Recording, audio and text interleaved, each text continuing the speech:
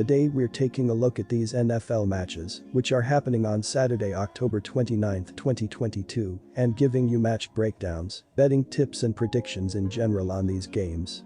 Welcome back to High Stakes, let's get straight into it. Also, don't forget to subscribe and push that notification bell to get notified as soon as we release these sport prediction videos. And if you would like more betting tips and predictions, then check out our Patreon in the link down below. Our new Patreon is a way for us to help you improve your chances of making more money. Multiple plans are available for each and every one of you. By becoming a member of the High Stakes Patreon, you will have access to our best team picks, total picks, parlay picks and much more.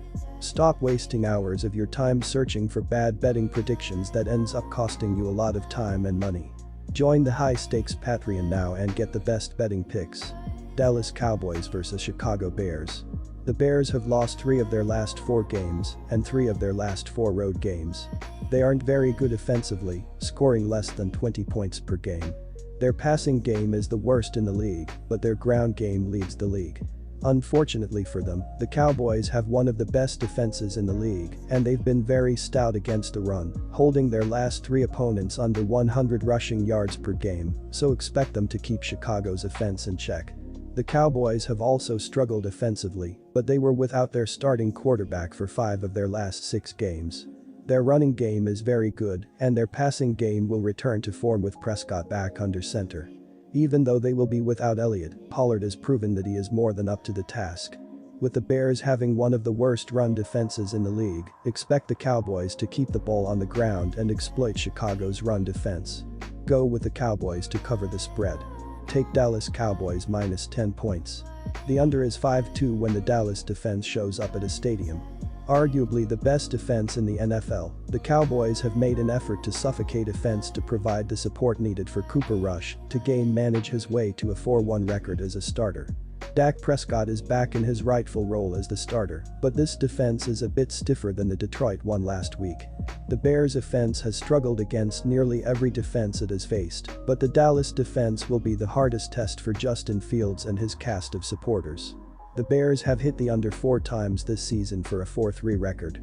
Take the under 42.5 points. New Orleans Saints vs Las Vegas Raiders. Both of these teams have played close games all season, but the Saints are primed to come away with a win in this one. The Raiders might have the offense to find success, but their defense has continued to let them down on a weekly basis. With Dalton getting consistent reps over the last few weeks, as well as having one of the best running backs in the game, will be more than enough for them to avoid losing in close fashion yet again. Adding in that they'll be at home should only add more confidence to this group. Additionally, according to covers.com, the Raiders are 0-6 at TS in their last 6 road games against teams with a losing record, while the Saints have consistently found success in Week 8, having gone 7-1-1 at TS in their last 9 Week 8 games. Take Saints, +1.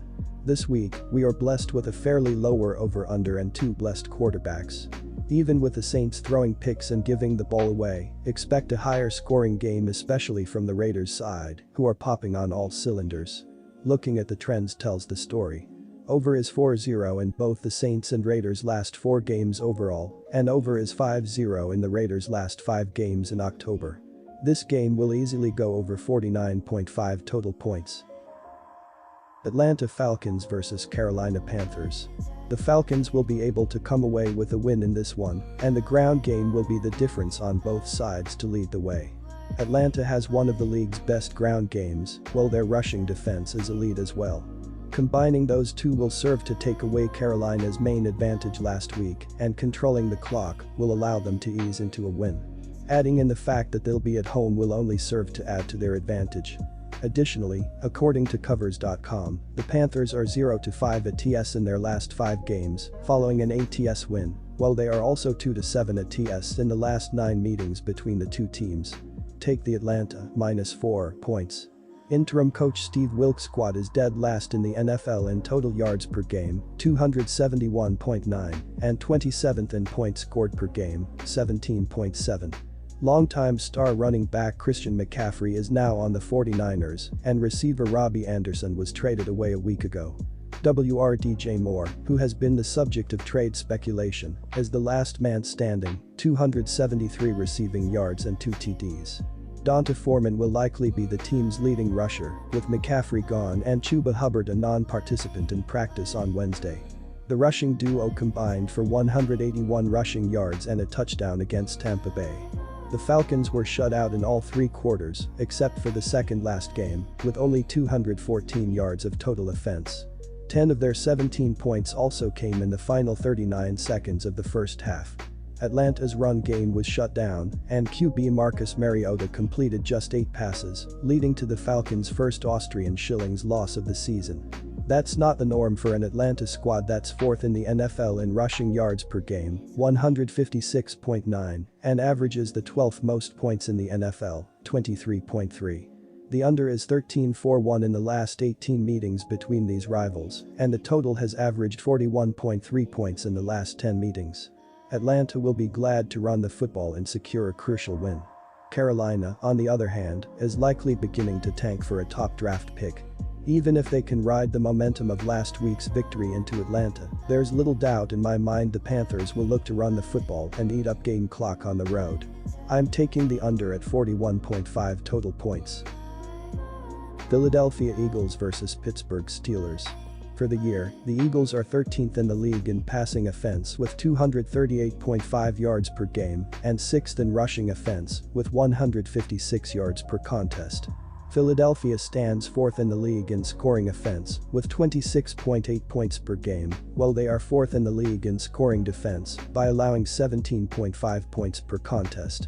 Jalen Hurts has completed 123 of 184 passes for 1,514 yards with 6 touchdowns against 2 interceptions, while getting sacked 15 times. He is second on the team on the ground with 77 carries for 293 yards and 6 scores. Miles Sanders contributes 105 carries for 485 yards plus 4 scores. Boston Scott, 16 carries, 45 yards, TD, and Kenneth Gainwell, 23 carries, 97 yards, 2 TD, are solid contributors as well. A.J. Brown leads the team with 33 receptions for 503 yards plus 2 scores. Dallas Goedert, 26 receptions, 357 yards, TD, and Devonta Smith, 33 grabs, 397 yards, 2 TD, are top-tier options when the Eagles go to the air. Jake Elliott has hit 15 of 16 extra point attempts and 6 of 7 field goal attempts with a long of 51 this season. Cameron Dicker hit both extra point attempts and is 2 of 2 on field goal attempts with a long of 42.